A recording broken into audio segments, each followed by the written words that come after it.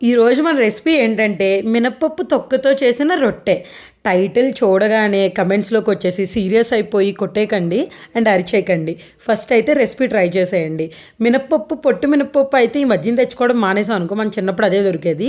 First ఆ పొట్టు మినపప్పు తెచ్చి నానబెట్టేసి ఒక 6-7 గంటలు అయిపోయిన తర్వాత మంచిగా కడిగేసి ఆ తొక్క తీసి పక్కన ఉంచండి. ఆల్రెడీ కడిగేసిన పప్పు అయితే ఎప్పటిలాగానే గ్రైండ్ చేసేసుకోండి. అందులో కొంచెం మినపప్పు ఉంచి మిగిలిపోయిన తొక్కలు కూడా వేసి ఒక 2-3 సార్లు తిప్పేసి అది కూడా తీసేసి పక్కన ఉంచండి. ఇప్పుడు అది ఏం చేస్తారంటే తొక్కతో చేసిన పప్పు ఒక నైట్ అంతా అలానే బయట ఉంచేసి నెక్స్ట్ డే అందులో ఉప్పు కావాల్సినంత ఉప్పు వేసుకుని మంచిగా కలిపేసి ఇప్పుడు పెనం మీద ఆయిల్ వేసి మంచిగా రొట్టె వేసేసుకుని అటు ఇటు కూడా బోత్ సైడ్స్ మంచిగా దోరగా కాలిన తర్వాత అప్పుడు మంచిగా ప్లేట్లో తీసుకుని చట్నీ వేసుకుని ముంచుకుని తింటే ఉంటుంది. ఇది రెగ్యులర్ అట్టుల్లా కాకుండా భలే కరకరలాడుతూ ఉంటుంది అనమాట. మరి ఆ తొక్క వల్ల ఏంటో తెలీదు, టేస్ట్ అయితే అదిరిపోయి